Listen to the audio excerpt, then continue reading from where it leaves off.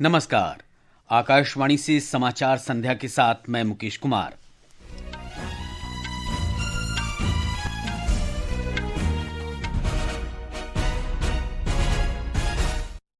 प्रधानमंत्री नरेंद्र मोदी ने वॉलीबॉल और भारत के विकास की गाथा के बीच समानता बताते हुए टीम वर्क, संतुलन और दृढ़ संकल्प को साझा सूत्र बताया। श्री मोदी ने उत्तर प्रदेश के वाराणसी में 72वें राष्ट्रीय वॉलीबॉल टूर्नामेंट का वर्चुअल माध्यम से शुभारंभ किया। कृषि मंत्री शिवराज सिंह चौहान ने नई दिल्ली में 25 फसलों की 184 नई किस्में जारी की। उन्होंने कहा, भारत ने चावल उत्पादन में चीन को पीछे छोड़ा। गृह मंत्री और भारतीय जनता पार्टी के वरिष्ठ नेता अमित शाह ने पार्टी कार्यकर्ताओं से इस वर्ष तमिलनाडु और पश्चिम बंगाल चुनाव में भारी बहुमत से जीत सुनिश्चित करने का आह्वान किया। विदेश मंत्री सुब्रमण्यम जयशंकर आज रात फ्रांस और लग्जमबर्ग की यात्रा पर रवाना होंगे। भारत ने वेनेजुएला में हाल के घटनाक्रम पर गहरी चिंता व्यक्त की। सभी संबंधित पक्षों से संवाद के माध्यम से मुद्दों का समाधान करने का आह्वान किया। और मौसम विभाग ने अगले 2 दिन तक दिल्ली, हरियाणा, पंजाब, पूर्वी उत्तर प्रदेश, मध्य प्रदेश और ओडिशा में बहुत घने कोहरे का अनुमान व्यक्त किया।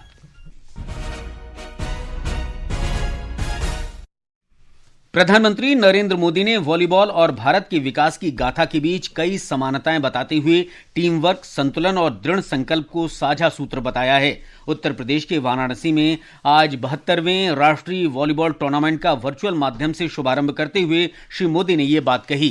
वॉलीबॉल हमें टीम स्पिरिट से जोड़ती है। वॉलीबॉल के हर खिलाड़ी का मंत्र होता है टीम फर्स्ट। हर कोई भले ही अलग अलग स्किल्स का हो, लेकिन सभी प्लेयर्स अपनी टीम की जीत के लिए खेलते हैं। और मैं तो भारत की डेवलपमेंट स्टोरी और वॉलीबॉल में भी बहुत सी बातें कॉमन देखता हूं। वॉलीबॉल हमें सिखाती है कि कोई भी जीत अकेले नहीं होती। हमारी जीत हमारे कोऑर्डिनेशन, हमारे विश्वास और हमारी टीम की तत्परता पर निर्भर होती है। प्रधानमंत्री ने कहा कि वर्ष 2014 के बाद खेलों में भारत का प्रदर्शन लगातार बेहतर हुआ है। श्री मोदी ने कहा कि सरकार ने खेल के क्षेत्र में कई सुधार किए हैं। स्पोर्ट्स सेक्टर में भी सरकार ने बड़े रिफॉर्म्स किए। नेशनल स्पोर्ट गवर्नेंस एक्ट और खेलो भारत नीति 2025, इस प्रकार के प्रावधानों से सही टैलेंट को अवसर मिलेगा। खेल संगठनों में ट्रांसपेरेंसी बढ़ेगी। देश के युवाओं को स्पोर्ट्स और एजुकेशन दोनों ही क्षेत्रों में एक साथ आगे बढ़ने का अवसर मिलेगा। कृषि मंत्री शिवराज सिंह चौहान ने कहा है कि वर्ष 2025 में भारत का चावल उत्पादन 150 मिलियन टन से अधिक रहा। भारतीय कृषि अनुसंधान परिषद की विकसित बेहतर गुणवत्ता वाली 25 फसलों की 184 नई किस्मों के उद्घाटन अवसर पर श्री चौहान ने कहा कि भारत ने चावल उत्पादन के मामले में चीन को पीछे छोड़कर पहले नंबर पर पहुंच गया है। चावल के उत्पादन में भारत ने चीन को पीछे छोड़ दिया। हम नंबर 1 बन गए। इस साल हमारा उत्पादन 150.18 मिलियन टन और चीन का 145.28 मिलियन टन। ये चीन को पीछे छोड़ना एक असाधारण उपलब्धि है। हमारी खाद्य सुरक्षा सुनिश्चित करके हमने अन्न के भंडार भर दिए हैं। हम अब मांगने वाले नहीं, दुनिया को चावल देने वाले देश। कृषि मंत्री ने कहा कि पिछले 10 वर्ष में बीजों की 3200 से अधिक किस्में विकसित की गई हैं। उन्होंने कहा कि सरकार विभिन्न योजनाओं का लाभ 3 वर्ष के भीतर देश भर के किसानों तक पहुंचाना सुनिश्चित करने पर कार्य कर रही है।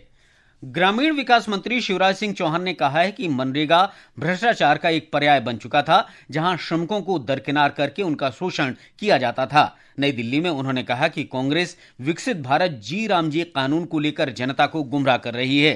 श्री चौहान ने कहा कि विकसित भारत जी राम जी कानून श्रमिकों के हित में है। गृह मंत्री और भारतीय जनता पार्टी के वरिष्ठ नेता अमित शाह ने आज पार्टी कार्यकर्ताओं से तमिलनाडु और पश्चिम बंगाल में बड़ी जीत सुनिश्चित करने का आह्वान किया है। उन्होंने कहा कि एनडीए गठबंधन देश भर के विधानसभा चुनावों में लगातार जीत हासिल कर रहा है और उम्मीद है कि तमिलनाडु और पश्चिम बंगाल में भी यही सिलसिला बना रहेगा। तमिलनाडु के पुदुकोट्टाई में आज एक जनसभा में उन्होंने कहा कि सत्ताधारी दल वंशवादी शासन पर आधारित हैं और भ्रष्टाचार का पर्याय हैं, इसलिए राज्य की जनता को इसे नकार देना चाहिए। हर मोर्चे पर डीएमके सरकार विफल गई है। सबसे करप्ट गवर्नमेंट अगर कहीं पर है वो तमिलनाडु में है। घोषणा पत्र का सबसे कम वादों को पूरा करने वाली कोई सरकार है तो डीएमके सरकार है। तमिलनाडु के माताओं बहनों की कोई सुरक्षा की गारंटी नहीं है। तमिलनाडु के अंदर अब ये परिवार की राजनीति को समाप्त करने का समय आ गया है। श्रम और रोजगार मंत्री मनसुख मांडविया ने कहा है कि नए श्रम कानूनों से पश्चिम बंगाल की दार्जिलिंग पहाड़ियों, तराई और डुआर्स क्षेत्र में चाय और सिनकोना मजदूरों के जीवन में बदलाव आएगा। चाय और सिनकोना श्रमिक संघों के नेताओं और हितधारकों के साथ बातचीत में पश्चिम बंगाल सरकार की आलोचना करते हुए श्रम मंत्री ने कहा कि राज्य सरकार ने चाय और सिनकोना मजदूरों को सम्मानजनक मजदूरी और उनकी पुश्तैनी जमीन से वंचित रखा है। साथ ही उन्हें बुनियादी सुविधाएं भी उपलब्ध नहीं कराई गई हैं। उन्होंने कहा कि नए श्रम कानून से यह सुनिश्चित होगा कि किसी भी मजदूर को राष्ट्रीय न्यूनतम मजदूरी से कम भुगतान न किया जाए। ये समाचार आकाशवाणी से प्रसारित किए जा रहे हैं। ताजा समाचार जानने के लिए आप हमारे social media handle x@AIR news Hindi को फॉलो कर सकते हैं। समाचार संध्या में आपका फिर स्वागत है। विदेश मंत्री सुब्रमण्यम जयशंकर फ्रांस और लग्जमबर्ग की 6 दिन की यात्रा पर आज रात रवाना होंगे। डॉक्टर जयशंकर पेरिस में फ्रांस के नेताओं से मुलाकात करेंगे और विदेश मंत्री जियान नोएल बैरोट के साथ बातचीत करेंगे। दोनों नेता भारत फ्रांस रणनीतिक भागीदारी के अंतर्गत हुई प्रगति तथा वैश्विक महत्व के मुद्दों पर विचार विमर्श करेंगे। विदेश मंत्री लग्जमबर्ग में उप प्रधानमंत्री और विदेश मंत्री जेवियर बेटेल तथा अन्य नेताओं के साथ बातचीत करेंगे। वे लग्जमबर्ग में भारतीय समुदाय के लोगों से भी मुलाकात करेंगे। सेना प्रमुख जनरल उपेंद्र द्विवेदी संयुक्त अरब अमीरात और श्रीलंका की यात्रा पर रवाना हो गए हैं। मित्र देशों के साथ रक्षा सहयोग मजबूत करने के कार्यक्रमों का ये एक हिस्सा है। जनरल द्विवेदी 2 दिन की यात्रा के पहले चरण में संयुक्त अरब अमीरात में रहेंगे। भारत ने वेनेजुएला में हाल के घटनाक्रम पर गहरी चिंता व्यक्त की है। सभी संबंधित पक्षों से संवाद के माध्यम से मुद्दों का समाधान करने का भी आह्वान किया है। विदेश मंत्रालय ने कहा कि भारत वेनेजुएला की स्थिति पर पैनी नजर बनाए हुए है। भारत ने वेनेजुएला के लोगों के हितों और सुरक्षा के प्रति समर्थन भी व्यक्त किया। इस बीच विदेश मंत्रालय ने भारतीय नागरिकों को वेनेजुएला की सभी अनावश्यक यात्राओं से बचने का परामर्श जारी किया है। वेनेजुएला में मौजूद सभी भारतीयों को कराकस में भारतीय दूतावास के संपर्क में रहने की सलाह दी गई है। वेनेजुएला की सुप्रीम कोर्ट ने आज उपराष्ट्रपति डेल्सी रॉड्रिग्स से कार्यवाहक राष्ट्रपति का कार्यभार संभालने को कहा है। इस बीच विपक्ष की नेता मारिया कोरिना मचाडो ने विपक्ष के उम्मीदवार को राष्ट्रपति बनने का आह्वान किया है। उधर अमेरिका में डेमोक्रेट सांसदों ने वेनेजुएला में सैन्य कार्रवाई पर नाराजगी व्यक्त की है। कई मीडिया संस्थानों ने अमेरिका के इस कदम की वैधता पर सवाल उठाया है। इस बीच Washington, Boston, Los Angeles, Atlanta, Chicago और मियामी सहित अमेरिका के कई बड़े शहरों में कल सैकड़ों लोगों ने प्रदर्शन किया। ईरान में एक सप्ताह से जारी विरोध प्रदर्शन के दौरान 16 लोगों की मौत हो गई। ईरान में बढ़ती कीमतों और आर्थिक कठिनाइयों के विरोध में प्रदर्शन हो रहे हैं और पिछले 3 वर्ष में सबसे गंभीर आंतरिक चुनौती उत्पन्न हुई है। प्रधानमंत्री नरेंद्र मोदी के सक्रिय शासन और समयबद्ध कार्यान्वयन के प्रमुख मंच प्रगति ने 50वीं बैठक के सफल आयोजन के साथ एक महत्वपूर्ण उपलब्धि हासिल की है। प्रधानमंत्री ने वर्ष 2015 में प्रगति की शुरुआत की थी। प्रगति ने प्रधानमंत्री की प्रत्यक्ष समीक्षा के माध्यम से प्रमुख ढांचागत परियोजनाओं और जन शिकायतों की वास्तविक निगरानी तथा समाधान सक्षम बनाकर शासन व्यवस्था में क्रांति पैदा की है। ये मंच सहकारी संघवाद का एक आदर्श उदाहरण है। इसमें केंद्र, राज्य और केंद्रीय मंत्रालय एक ही डिजिटल इंटरफेस पर मौजूद हैं। 1 दशक से अधिक समय में प्रगति ने निर्णय लेने की प्रक्रिया को तेज करने, प्रमुख ढांचागत परियोजनाओं में देरी के कारणों का समाधान करने और जिम्मेदारी की एक मजबूत संस्कृति को प्रोत्साहन देने में सहायता की है। ये निगरानी के साथ शासन सुधारों का मंच बन गया है। विशेष श्रृंखला में आज तेलंगाना में शीघ्र ही शुरू हो रहे अखिल भारतीय आयुर्विज्ञान संस्थान बीबी नगर परियोजना के बारे में जानकारी दे रहे हैं।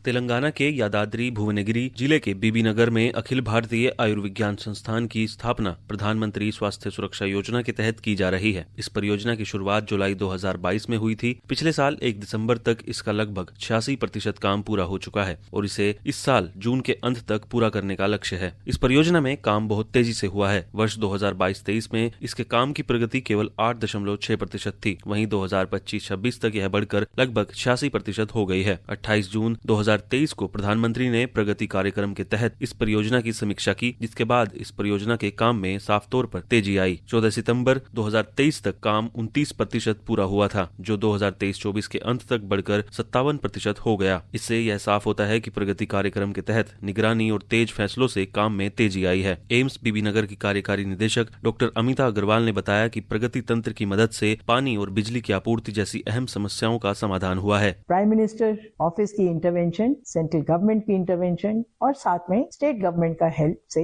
ये प्रॉब्लम्स दोनों धीरे धीरे करके सॉल्व हो गए। मेजर इशू था हाई पावर टेंशन वायर जो कि हमारे कैंपस के थ्रू जा रही थी, उसको चेंज करने का, वो भी हो गई। और एक था कि वाटर सप्लाई हमारे कैंपस में आए, जो कि स्टेट गवर्नमेंट ने हमको जुलाई में दे दिया। यह अस्पताल शुरू होने के बाद लगभग 3000 लोगों को सीधे रोजगार देगा, जिसमें डॉक्टर, शिक्षक और अन्य कर्मचारी शामिल होंगे। इसके शुरू होने से क्षेत्र में उच्च स्तरीय स्वास्थ्य सेवाओं, मेडिकल शिक्षा और रोजगार को बड़ी मजबूती मिलेगी। आनंद कुमार के साथ मैं अक्षित वैद्यान, आकाशवाणी समाचार, दिल्ली।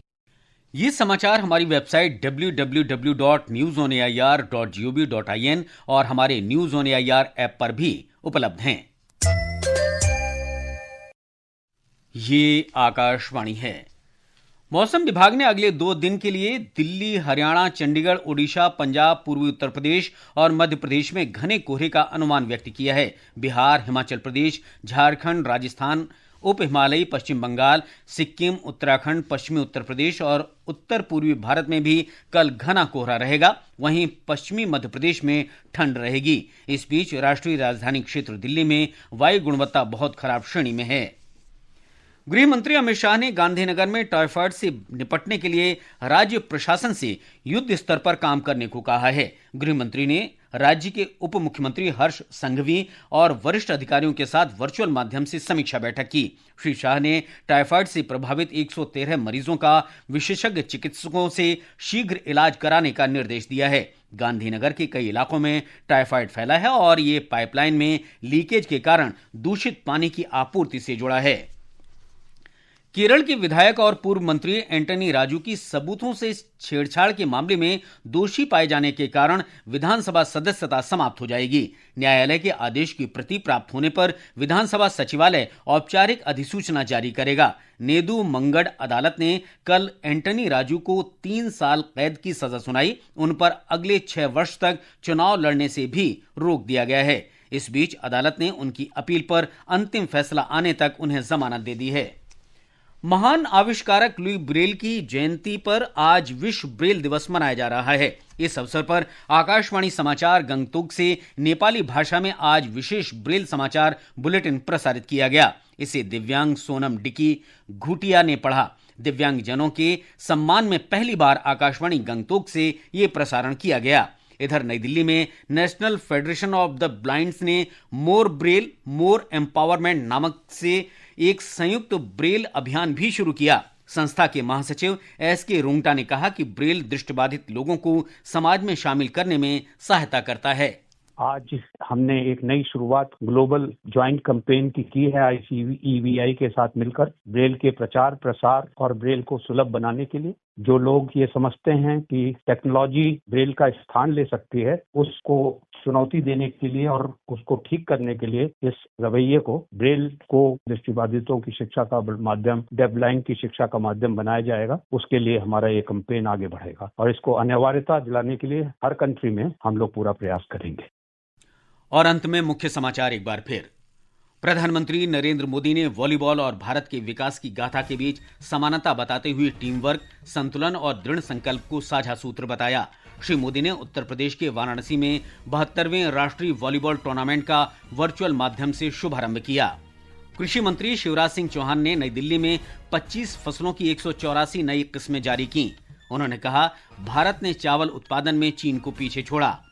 गृह मंत्री और भारतीय जनता पार्टी के वरिष्ठ नेता अमित शाह ने पार्टी कार्यकर्ताओं से इस वर्ष तमिलनाडु और पश्चिम बंगाल चुनाव में भारी बहुमत से जीत सुनिश्चित करने का आह्वान किया। विदेश मंत्री सुब्रमण्यम जयशंकर आज रात फ्रांस और लग्जमबर्ग की यात्रा पर रवाना होंगे।